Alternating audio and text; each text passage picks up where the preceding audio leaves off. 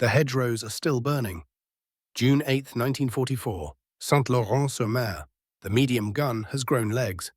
They bring the heavy gun with the first wave now.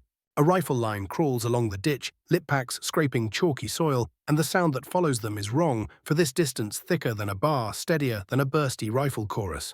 The barrel shivers over a folding bipod jammed into Norman earth. A tin of linked 30 lies open like a metal book, and two men move as one mind around the feed cover's hot hinge.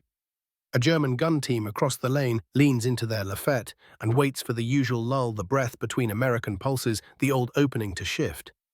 It does not come. The new gun settles faster than a tripod and refuses to blink. The lane the Feldwebel counted safe to dash across at 200 meters becomes a straight line drawn in pain. Grass seeds cling to wet sleeves. A glove grips a carry handle that blisters through cloth. The gunner keeps his cheek low, sights crawling a window frame, and the belt ticks forward with a rhythm that says, "Stay down" to anyone who speaks war. An assistant flips the first hot barrel into the grass and locks the next with a practiced twist. The weapon that once lived in the second wave is squatting with the scouts, dragging the base of fire up to eye level, turning seconds of exposure into fractions into yards gained. Across the lane, an enemy map loses one more safe corridor, and the morning's plan ages a year. They had built their theories in clean lines on sand tables, then slammed those lines into hedgerows, sunken lanes, and villages made of stone. The problem revealed itself not as a new enemy, but as friction time required to get a base of fire into the fight versus the time a defending gun could turn ground into air. The German side of the equation was brutally simple. A single MG-42 sighted with a lafette mount and a range card set tempo for a sector with a scream that reached roughly 1,200 rounds per minute, and with overlapping fields, the beaten zones braided together into something like weather. A squad leader could raise his hand count 2 heartbeats and move a team 10 yards between bursts. That rhythm was doctrine in flesh. The American answer on paper was a triangle that had made sense in Georgia fields and desert flats, M1 Garands, delivering semi-automatic reliability at a man's cadence. The Bayards walking a narrow cone of authority ahead of an assault team, the M1919 medium machine gun on a tripod anchoring the platoon with deliberate sustained belt fire. The arithmetic collapsed at the bocage line. The tripod insisted on time and ground, unstrap, hump sight, dig level, traverse, and elevate gear. Adjusted traverse stops, set headspace and timing, checked belts shaken free of mud, barrel cover off, feed cover down. If a rifle squad ran 50 yards and crossed a lane, the platoon gun was often still in the previous field, faithfully occupying the last fight. Firepower late was not firepower, it was hope. American platoon leaders learned this in minutes and meters. A crossing planned at 30 seconds of cover fire became 60, while the heavy gun found its knees. 60 seconds in a lane, policed by a German gun, was an arithmetic of casualties. They tried to cheat the math. Bayards were pushed into jobs they had never been born, for their 20-round magazines coughing out in 2 seconds of earnest pressure, gunners counting 1 and 2 as if time would stretch to meet the plan. Riflemen burned through clips to mimic a belt's insistence and found only heat and emptiness. Then they looked back again for the medium gun, the weapon that could put a lane under judgment for as long as a belt lasted, and they hated physics. On the German side, there was no mystery, only execution. The machine gun was the center, and the riflemen were its attendants. The lafette mounts traverse and elevation mechanism, the spare barrels, the drilled barrel change choreography, the range estimations etched into memory and card, all of it conspired to make the first burst land where it mattered, and the second arrive before the enemy finished deciding. The rate of fire felt like cruelty because it turned decision windows into flinches. From an adversary eye level in a hedgerow, cut the view of a US attempt to cross a sunken lane looked predictable. A few brave steps, a pause, a spray of earth at knee height, the predictable slink back, the frantic hands signaling for the 30 that would not appear until the moment had lost its sharpness. Constraints ruled both armies with different accents. For the Americans, the constraint was transport at the scale of a squad under fire. Every pound argued in a man's lower back. Every piece of gear that required a flat space and patience argued with the terrain. The M1919 in its orthodox role wanted a stable tripod and a spare man's attention. It wanted sandbags and time. The BR, at roughly 19 pounds and feeding from narrow magazines, wanted to be a fire broom within 20 yards, not a street dam across 100. The rifle wanted honesty and line of sight. Radios were better than in the last war, but still fragile and local. A whispered gun up traveled at the speed of breath and mud. German constraints were supply and endurance. A gun that fired as a saw sings also ate as a saw bites. Belts, barrels, and hands blackened with oil and powder had to be present in the right hole at the right hour. In the long defenses, ammunition tables grew teeth. In withdrawals, the weight of excellence became intolerable. But on most days of 1944, in Normandy and beyond, the constraint favored the defender who had first choice of ground and had tuned his line to the pitch of machine gun truth. Into this argument walked a small set of modifications whose banality masked their ambition: a bipod under the nose of the medium gun, a stamped sheet metal buttstock grafted where a spade grip had once invited a different posture, a carry handle that admitted a new way to live with heat. The weapon that had been a position became something a man could drop into position. Numbers did not care about opinions, and they served notice quietly. Cyclic rate sat in the familiar American band of roughly 400 to 550 rounds per minute. No magic there, no new scream, just the old thrum of a Browning mechanism cycling within its tolerances. Weight, about 32.6 pounds, remained an argument, but an argument a two-man team could win for the length of a sprint. A 250-round belt remained a simple truth, about 7 pounds of linked potential that turned seconds into control if it arrived with the men who needed it. The stakes were not rhetorical. They were measured in how long a lane could be made unusable and how quickly that effect could be created at the point of contact. If a belt gun could kneel beside the scouts rather than set up in a memory of the last field, then the American triangle of firepower turned from a relay into a chorus. A platoon leader planning a breach could substitute certainty for pleading the base of fire would not be a promise but a presence. For the adversary, the stakes inverted. The practiced interval between American pulses, the interval that let a fire team dash 10 yards and a squad rehang a defense, would shrink without warning, not because the American gun sang faster, but because it began earlier and moved with the line. At an adversary eye level in Hürtgen Forest, the realization arrived without drama. A German Obergefreiter peered through a slit and waited for the American lull he had learned to trust. It did not arrive. Instead, the sound came from the needles 40 meters forward, steadier than a bar and patient in its insistence. He pressed his cheek to the rough earth and counted belt beats, not magazine coughs. He did not say the word bipod. He said jetzt nicht, not now, and held his men. Later, when his platoon shifted to a secondary trench, he understood that the timing of his world had been clipped by a few hard numbers and a new posture across the way. American constraints did not vanish. The bipod gun wanted belts and barrels and a glove that did not disintegrate in snow. It wanted a bearer who knew links from lies and a gunner who could feel a bad feed in the charging handle. It wanted a sergeant who understood that a gun up front must be protected like a radio, because if you lose that voice, you do not speak in a dangerous place. It wanted jeeps that could nose crates into lanes and men who would bruise shins to keep crates moving when jeeps could not. But each of those burdens bought back seconds in the most expensive market on earth.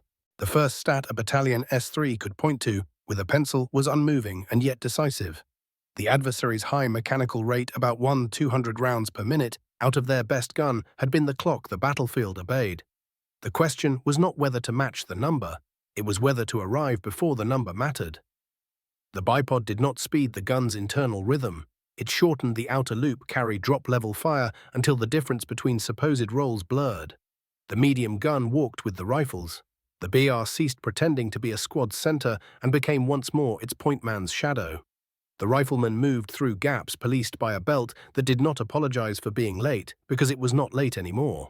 For a few months in Europe, the stakes of that modest engineering gamble scaled up relentlessly. Every sunken lane that could be kept poisonous for 30 seconds instead of 10 was a flanking maneuver, purchased a block of houses crossed by men who did not have to beg physics to give them breath.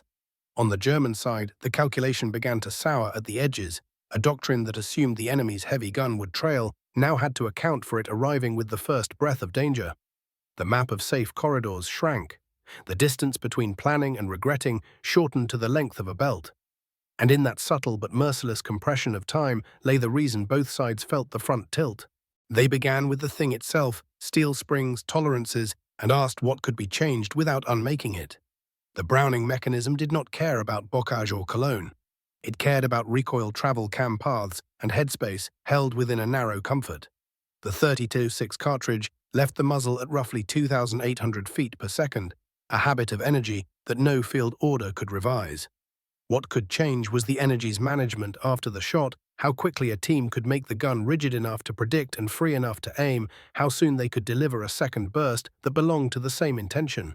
A tripod was superb for geometry, the traverse and elevation mechanism drawing small, perfect rectangles in space, but it demanded a sacrament of time. A bipod was rude. It planted 2 feet, asked the gunner to become the third leg, and turned theory into leverage. The physics were plain. 3 points define a plane. With a man's shoulder as one of them, the plane could move with a heartbeat's notice. Weight argued against the change and was overruled by distance. At about 32.6 pounds, the A6 was not a feathered miracle. It was a compromise you could carry for 40 yards under breath and adrenaline. The old air-cooled barrel and jacket were shortened to nudge the center of mass back. A sheet metal buttstock gave the shoulder a purchase that spade grips never had. A carry handle admitted that heat was permanent and fingers stubbornly made of meat. The cyclic stayed in the honest American band, roughly 400 to 550 rounds per minute. This did not win a beauty contest against the German 200 RPM saw, but it won time in dirt, a controllable thrum that could remain on a window frame without outrunning belts and barrels. Numbers settled arguments that adjectives complicated. Time to first effective burst was the metric the field secretly worshipped. On a level patch, a well-drilled tripod team might be ready to dominate in 60 seconds. On an incline of roots and rubble, that number could drift past 90 as the T&E was coaxed into fairness. A bipod team could belly into a ditch lip and deliver a sighted meaningful burst in 20 seconds, sometimes less. The difference lived not in manuals, but in the muscles of 2 men who had learned to make their postures into fixtures.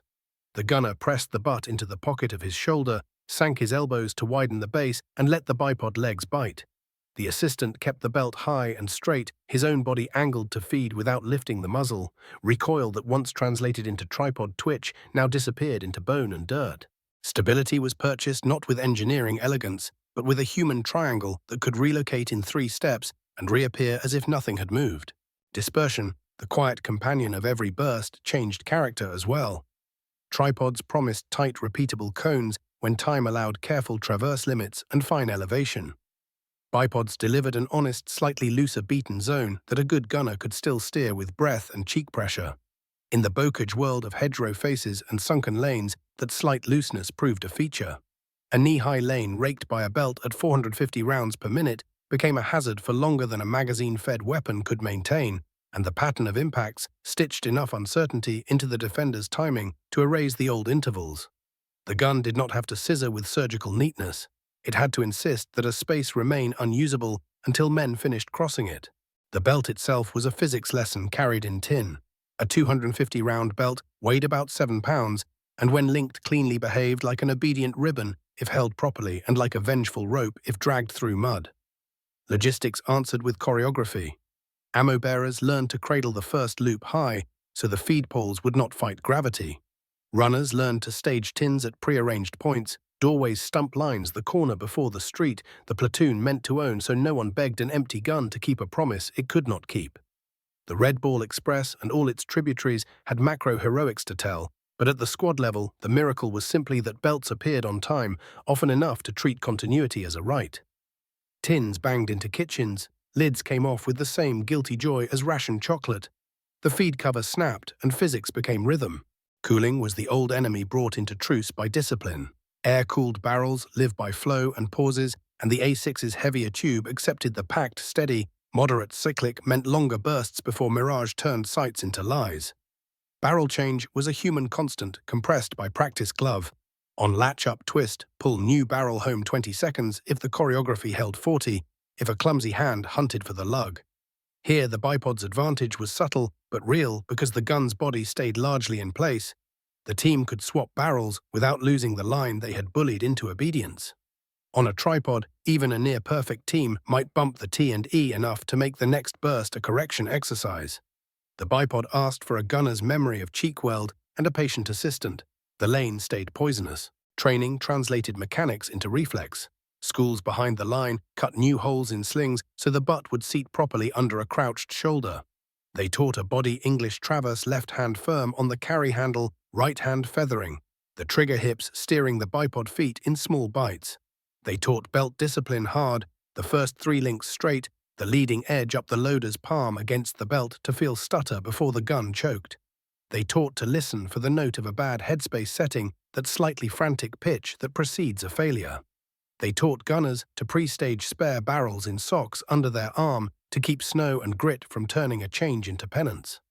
Radios stitched this all together. A clipped gun up on Baker's left over an SCR 536 let men who could not see the belt still plan around its presence. On the adversary side, the same physics read differently. A Lafette-mounted MG42 with its mechanical brilliance could draw elegant arcs and make first bursts hit like thunder.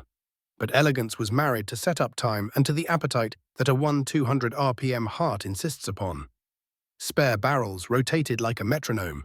Belt cans and drums migrated forward with a weight that grew heavier as withdrawals lengthened. In a hedgerow slot, a German gunner, looking down at the American line, had once relied on the lull, those long seconds that belonged to his fire, because the enemy's medium gun was elsewhere. Now his sight picture remained corrupted by dust kicked by a steadier, slower hose that refused to be late. He still owned violence within his reach. He no longer owned the clock. Urban work hardened the lesson. In Cologne, a squad could turn a windowsill into a stable firing line in a heartbeat. The bipod feet bit wood, the butt found a shoulder. The feed cover came down, a lane across a street turned unusable for as long as a belt endured.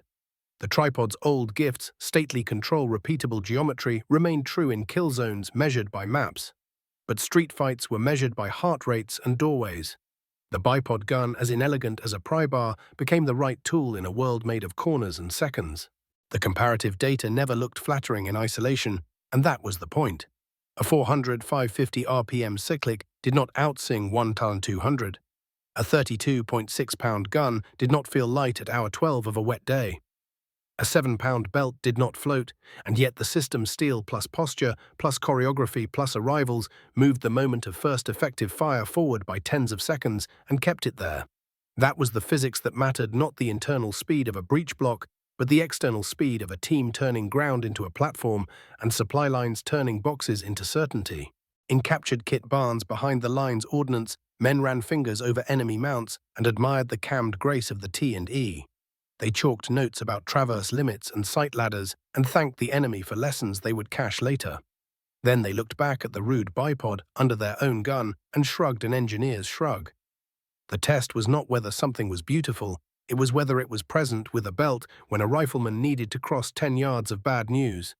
The bipod passed that test with plain metal and a human third leg that never appeared on diagrams but always showed up in the mud. They tried it first where the wind could not argue on a chalk range in southern England, where hedgerow cuts had been mocked up with stake and brush walls and lanes tamped hard by boots. July 1944, near Dorchester, a training cadre laid out 2 adjacent courses, one for the orthodox tripod gun, one for the modified belt gun with a bipod and butt. A whistle sent both teams forward. On the left, the tripod crew moved with the grace of habit case. Down legs, splayed, pintle-locked traverse and elevation, cranked true headspace and timing set by feel. On the right, 2 men flopped into the ditch, Lip the gunner pressing the butt into his shoulder, while the loader floated the first belt loop high.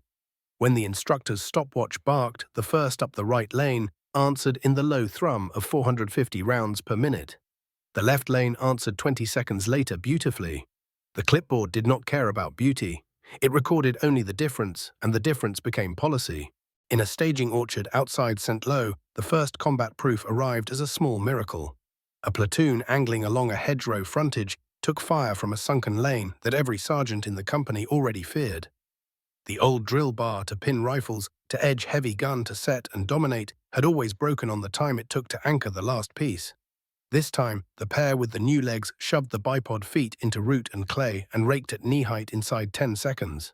Men who had learned to count their steps to the rhythm of German bursts found themselves crossing before the interval turned murderous. The squad leader expected to pay with 3 bodies and paid with a bruise and 2 torn jackets. He did not write poetry in his report, he wrote that the gun was present. Captured kit barns always smelled the same oil dust. Chalk a little ore. August 1944. Near Le Mans Ordnance, men set an MG42 on its Lafette beside an M1919 A6 on a table that had once been a French family's dinner. They ran both bare then with their proper mounts, then cross-mounted for curiosity's sake. They measured setup to first burst with a stopwatch and a chalk line. The MG-42 won the first second every time in the abstract, its bolts furious travel chewing belts at a rate the Browning could never match. But the moment mount and ground entered the calculation, the numbers tilted. The Lafette gave geometry and demanded time. The Bipod gave crudity and delivered seconds. An engineer with wire-rim glasses wrote in a margin that the American gun keeps up with infantry pace, which to him was as high a compliment as steel could earn. The next incident arrived in rain so complete that calendars felt hypothetical. September 1944, Hürtgen Forest. A squad stumbled through needles and root buttresses and learned that vertical tree trunks made liars of range estimations. The German gun up the slope had the angle and the scream, and the first burst that drove men to earth. Twice in 1 hour, American teams fought the old losing argument, with a BAR pretending to be a squad gun. The third time, the Bipod crew crawled past the point where a tripod would have insisted on a flat, jammed the feet into a tangle of roots, and laid a belt across the contour line where the enemy had just moved. The German team trained to exploit the lull discovered only a steadier insistence. A corporal on the far side, face pressed to wet. Duffer did the math that matters the moment to dash had shrunk below his nerves' ability to spend it. Urban geometry would make or break the theory. October 1944, Stolberg. A platoon fought for a T-intersection guarded by a high window and a doorway cut at waist height. The section leader had once built little fortresses for the medium gun sandbags and braces and a prayer for time. Now he walked the Bipod gun up a hallway and bit the legs into a windowsill. The burst arrived low and level across the far sidewalk. Riflemen sprinted the crossing in a cadence set not by hope but by the belt's rhythm. A tank destroyer rattled through at the end, and the team in the window changed barrels without losing the sight picture they had bullied into compliance. In the after-action, the lieutenant wrote a phrase that would repeat through winter: "We could hold the lane the whole time." Interim admissions filtered in through prisoner interrogations and captured notebooks. In one plain field message book taken near Geilenkirchen in November, a German platoon leader sketched a lane and noted that American Schwerer's MG now appeared with the first scouts and kept ground dangerous longer. He did not attach numbers. His men had provided them with their hesitation. A signals intercept a week later caught a battalion staffer warning companies to avoid counting on the familiar American lulls. The warning sounded bureaucratic. It felt like surrender of an old advantage. They kept testing under quieter roofs. In an ordnance park near Liège, a U.S. sergeant with the bored patience of men who fix the world adjusted headspace on both guns with a gauge, then deliberately misset the Browning by a notch to show what a bad note sounded like. He taught visiting infantry gunners to hear it and feel it through the handle. He timed barrel changes with a metronome tick he kept in his head and proved that a well-drilled A6 team could swap a hot tube in about 20 seconds without losing the line of fire more than a degree or two. When a skeptical captain asked whether the Bipod's wobble would widen dispersion unforgivably, the sergeant set a target board across a lane of churned mud and had the gunner rake at knee height. The board tore where men live, not where theory lives. December brought the proof that mattered most: a main under snow, a belt that wanted to freeze hands that did not forgive errors. Ardennes villages. December 1944, American squads were thrown into defensive corners and little counterattacks where minutes decided whether crossroads stayed on a map. In one fight near Stoumont, a gun team wedged the Bipod between two stones on a low wall and used the carry handle like a rudder to hold the arc, while the loader kept the belt from stiffening into betrayal. A German section tried the old high-rate pin and leap. The leap walked into a hose that had the indecency to be there already. The American team changed barrels with mittens that smelled like old asbestos, and the lane remained a place you did not run through. There were failures, and they taught as hard as successes. In a ruined farmhouse near the Roer in January 1945, a green team dragged the A6 up a staircase to dominate a courtyard and lost the belt to a jam born of grit and a loader's inattention. For 20 seconds, the courtyard belonged to the enemy again, and two men paid for a lesson written in every manual belt: discipline is not optional. The platoon sergeant made the loader feed a belt correctly for an hour by lantern light. The next day, the same team held a street, while a bazooka team crabbed along a wall and killed a half-track at 12 yards. The Bipod gun spoke steadily. The loader looked down at his hands afterward as if they had discovered language. Captured kit examinations continued even as the front lurched. In a Belgian schoolhouse turned lab, Americans set an MG-34 on its mount and admired the clockwork grace of its traverse mechanism. They borrowed the idea for their future and did not apologize for the theft.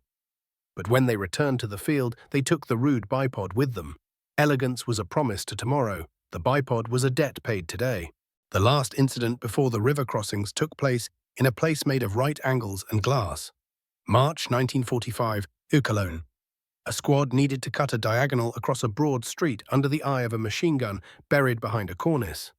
The bipod gunner lay inside a doorway, jammed the legs into stone, and counted the belt beats aloud so the men could time their sprint. When the barrel's mirage began to lie, he called the change, and the assistant made the swap without the lane going safe for a heartbeat. Across the way, the enemy team waited for the old breath between pulses and found none.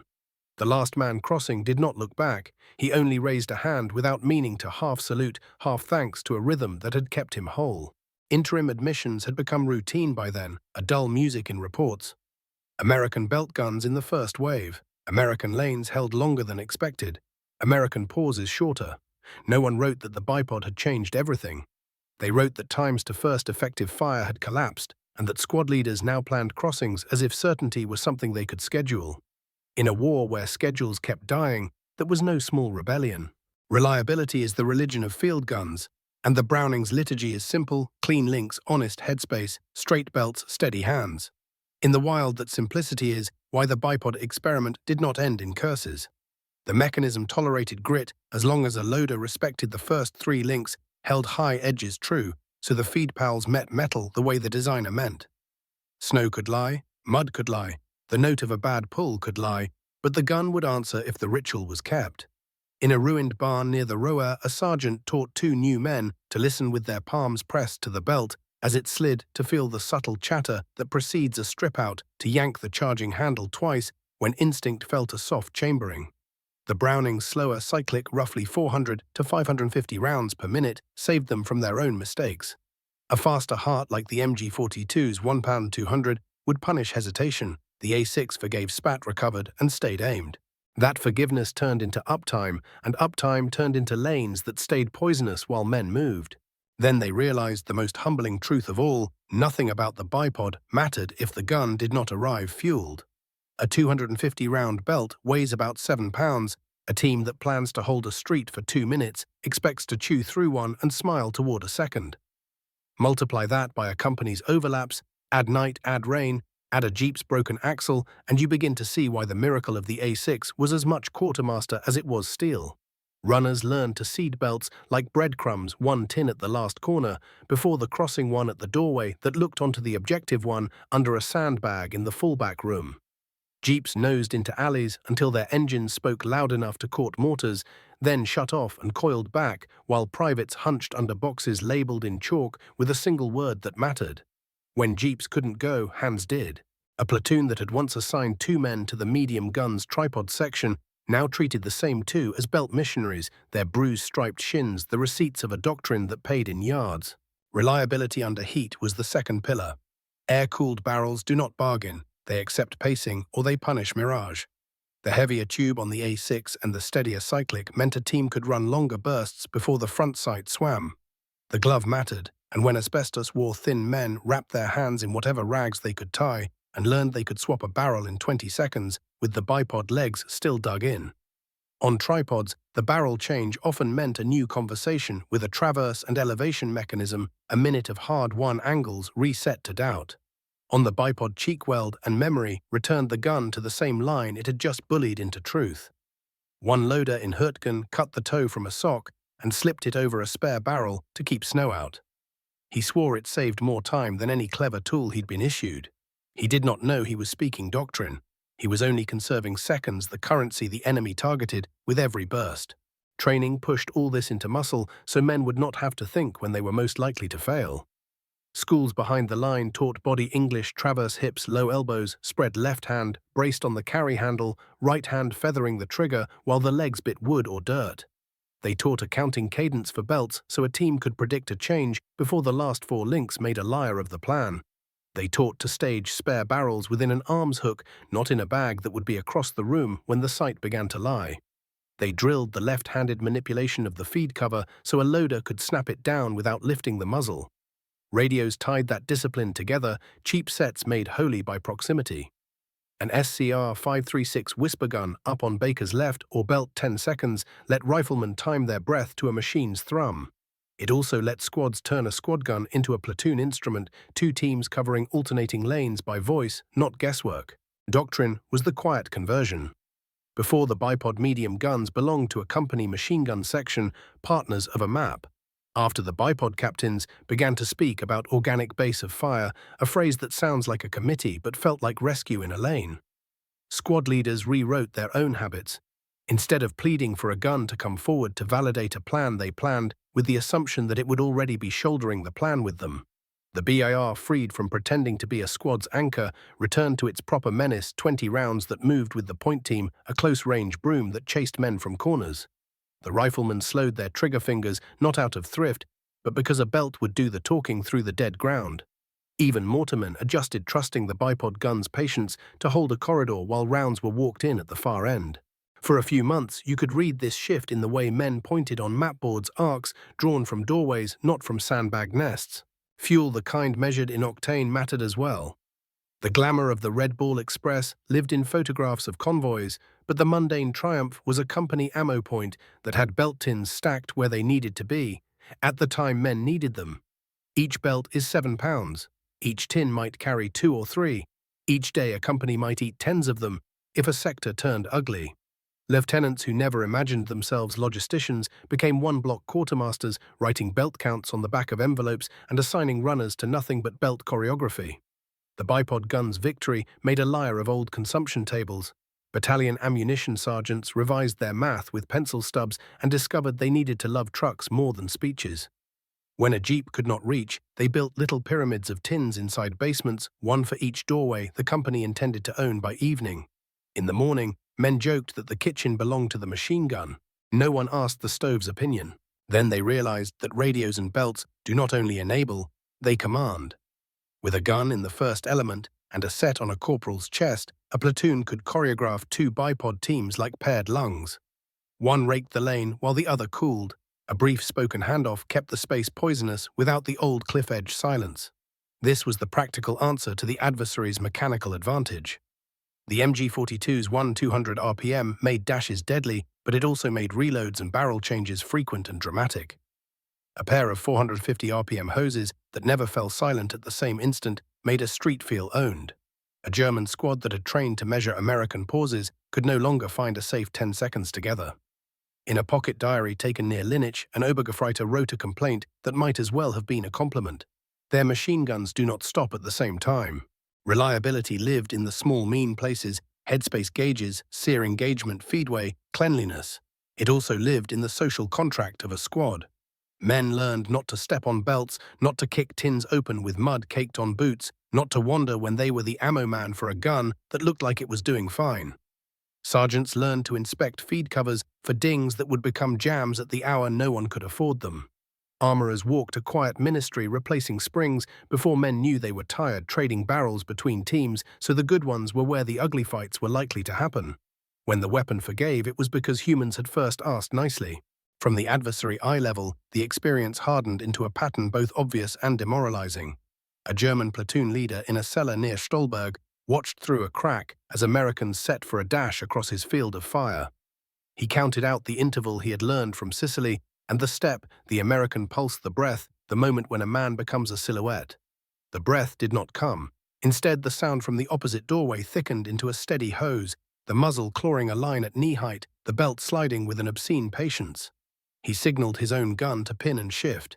His gun answered in the old scream, then stuttered for a barrel swap that took a practiced half-minute in mud. Across the street, the American hose did not stop. He wrote later without adjectives that the enemy's heavy gun was with their first elements and gave no interval. If that sentence ever met doctrine, doctrine would blush. Fieldcraft closed the loop. Teams learned to pre-register their own micro-terrain, where a bipod foot would bite on a particular stair, which floorboard would flex and throw a sight picture if a man knelt wrong, where the barrel would mirage early because of a draft in a window. They chalked little marks on sills and fence rails and called them jokes, then used them with dead seriousness the next morning. They learned to stage a spare belt so the first links fell by gravity into the feedway, not by a loader's tremor into a jam. They learned to aim for knee height, when denying a lane chest height, when freezing a doorway, cobblestone height, when they wanted ricochets to write warnings. This was not romance. It was the arithmetic of staying alive long enough to cross and make the other side pay for inviting the argument. Doctrine at higher echelons adjusted by inches rather than speeches. Company SOPs quietly reassigned bipod guns from the machine gun section to rifle platoons for specific operations, then stopped making the assignment temporary. Battalion orders began to assume organic belt fire for first contact, freeing heavy weapons to think about depth instead of emergency front doors. Division training notes added a sentence no one framed medium MG in A6 configuration to accompany lead squads for initial penetration. A line like that changes how men draw overlays at midnight. By winter's end, reliability training radios, fuel, and doctrine had braided into a single habit. The base of fire arrived early and stayed honest. The gun that had once been an event became a presence. It was not lighter than physics allowed. It was not faster than its cam path permitted. But it was there, steadier than a BAR, and more patient than a rifle chorus, beating at roughly 450 rounds per minute, changing barrels without losing its place, eating belts that somehow always showed up, speaking on the net like a member of the first breath. In that ordinary miracle lay the reason lanes went from spaces men feared to problems men managed. The enemy still owned violence. He no longer owned the clock. Cologne did not announce the turn with grand gestures. It offered a street that should have stayed lethal, and then somehow did not. March 6, 1945, Cologne, the platoon needed to cross Apostelstrasse under a machine gun that owned the diagonal from a cornice above a perfume shop. In the old rhythm, the first element would press to the last doorway on their side, plead for the medium gun to build a nest, endure that long minute where men become arithmetic, and then sprint into a geometry they did not control. Instead, the belt gun arrived folded into the first breath. The bipod feet bit stone, the butt seated in a shoulder, and the lane changed temperament in a single sound. The timer in the lieutenant's head, once resigned to 60 seconds of setup, clicked down to 20. That difference, an unromantic 40 seconds, became the hard metric the fight obeyed. 20 seconds to first effective fire versus 60 or more was the hinge, because it rewrote who decided when anything moved. In those missing 40 seconds lived most of the casualties they expected to take, the sprints that failed at the fourth step, the hands that clawed air because there was nothing to hold. With the bipod gun present, the street lost its claim to being a moral test and became a problem with a known solution and a price that men could afford. Riflemen crossed in pulses measured to the belt's steady 400-550 rounds per minute. A BR walked 6 paces behind the last man and rapped at doorways that might have been brave. When the gun's sight began to shimmer with heat, the loader swapped barrels in perhaps 20 seconds, while the rest of the platoon kept time by habit rather than prayer. The lane never went kind. Across that same diagonal, a German squad leader, who had rehearsed the pin and leap through 2 campaigns, watched the new arithmetic land on his men. He had always trusted the American pause, the breath that came after the first brave burst, while the heavy gun found its legs. He counted as he had counted in Sicily, and on the steppe, and in hedges that cut the earth into sentences. The count betrayed him. By the time he reached the moment where his men were supposed to go, the sound had not thinned. It had thickened. The belt kept its indecent patience. His own gun answered with the familiar 1-200 rounds per minute that could unmake courage, but also demanded a reload like a tax collector, and the reload arrived on schedule while the hose across the street refused to yield. He did not write a line that day, but if he had, it would have said that the enemy's heavy gun had learned to be early and to stay. The inflection completed itself, not with one street, but with dozens, and then with a river no one had expected to take whole. March 7, 1945, Remagen engineers and riflemen who had spent months in rooms arguing about bridges looked up at an intact span in a world that should have contained only rubble. The Ludendorff Bridge was huge, audacious, and not the kind of problem a bipod could solve alone.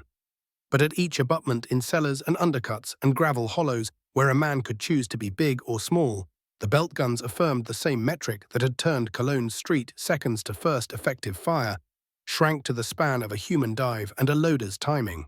Crossing sites that would have needed sandbagged positions the day before were now policed by guns that followed the lead squads without complaint and spoke in a rhythm the net could choreograph.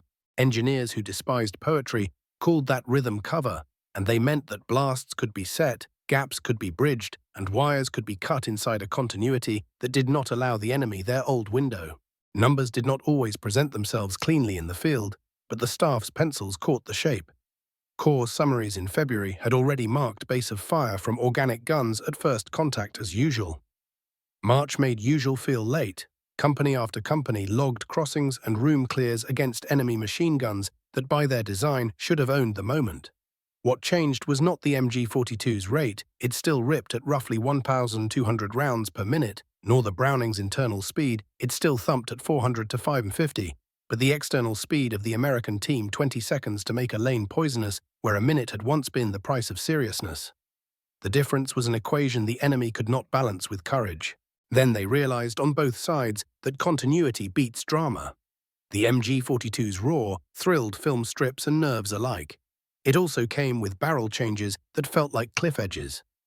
The bipod gun's steadier hose paired and handed off by radio between doorways denied cliff edges. In Cologne, a pair of teams worked like lungs one-on-one, cooling a clipped, taking it on the net, the belt sliding under a warm feed cover, while the other team wrapped a mitten around a glowing barrel and made the swap without moving their sight picture. To an adversary at eye level, the effect was insufferable, not because it was louder, but because it was relentless. There was no combined silence long enough to flex old instincts. Runs that would have thrived in 10 quiet seconds starved in 3. Doctrine had to catch up to what the street already knew. Captains who had once sketched machine gun nests on overlays began drawing arcs from the places their lead squads would actually be. Platoons that had counted on a company section to drag the 30s into relevance now habitually owned them from the first corner, which meant mortarmen could arrange depth rather than emergency plugs.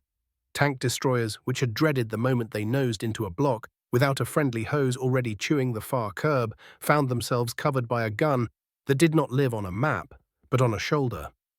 The shift produced no headline. It produced fewer widows, which is the only headline a platoon reads.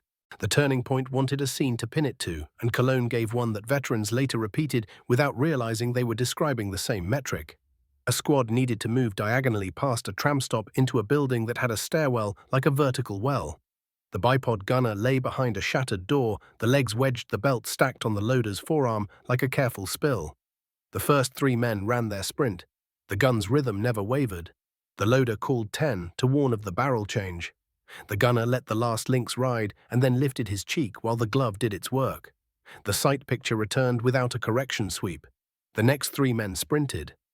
Someone laughed at the indecency of a plan that worked. Across the street, the enemy tried to time a counter-dash and found no interval to enter. If you had stopped the film there and asked where the victory lived, it would live in the number scratched later in a pocket notebook 20 seconds. In the head of a German lieutenant who had learned to trust the art in his Lafette and the mathematics in his range cards, the admission felt like rust.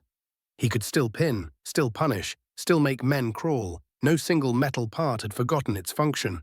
But he could not own the moment of first movement anymore. That moment now belonged to men who had learned to make their bodies the third leg of a plane and their radios the ligaments of a platoon. He did not speak it aloud because leaders seldom say the sentence that closes a chapter, but his decisions revealed it. He stopped ordering the audacious leap between American pulses and began asking for smoke, for indirect for night. He had discovered that the clock once his ally had changed sides. The Rhine crossings multiplied that feeling. In towns whose names dulled with repetition, the bipod guns traveled with the first file and set their small, vicious rectangles of denial wherever a step needed shelter. Bridges that would have been approached like mountains were approached like arguments a man could win if he kept his breath steady for 20 seconds. By late March, a battalion could move 3 blocks and a corner under belt fire that had no patience for poetry and no need for apology. In their terse idiom, staff officers called this sustained local dominance. The men who lived it called it being on time. When the front finally opened into fields that did not choke movement, the lesson trailed the columns like dust. The turn had not been conjured by new metallurgy or a miraculous cartridge. It had been forced into being by an ugly little device under the nose of a familiar gun by loaders, who held the first links high, by gunners who learned a body's geometry by radios that gave the hose a voice by jeeps that treated 7-pound belts as sacred. The adversary did not collapse because of it. He eroded in the places where seconds decide. And when someone later asked what changed in those last months, the answer was as prosaic as a steel leg and as hard as a pencil mark in a log 20 seconds. When the cities went quiet enough to hear boots again, the lesson did not march in formation. It sat in the way men planned doorways. Company SOPs that once sketched sandbagged nests at corners began to assume a belt gun already breathing at the lead element. The medium gun's life as a map symbol faded. It became a habit, a presence that arrived with the first file and made lanes poisonous on demand. Staff language turned the miracle into bureaucracy, organic base of fire, and by spring it was ordinary to read that first contact was answered by guns within 20 seconds. In a war where schedules kept dying, a small schedule finally survived. The weapon itself was never celebrated as a masterpiece. The bipod was stamped the butt ugly, the carry handle a concession to heat rather than elegance. Yet those plain parts rewired a platoon's tempo. The BAR, freed from masquerade, went back to its shadowing menace, close to the point man. Mortars set depth instead of patching front doors. Tank destroyers and Shermans nosed into streets under a hose that was already raking the far curb.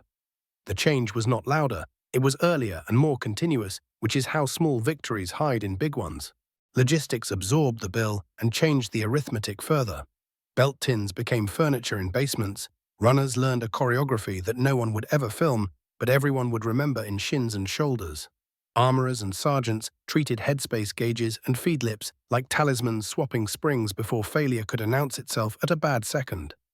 Radios taught squads to breathe in pairs, one hose on one cooling, so the enemy never found the old cliff-edge silence. The front's last months filled with crossings that were simply done instead of debated. The legacy rippled forward in metal and doctrine.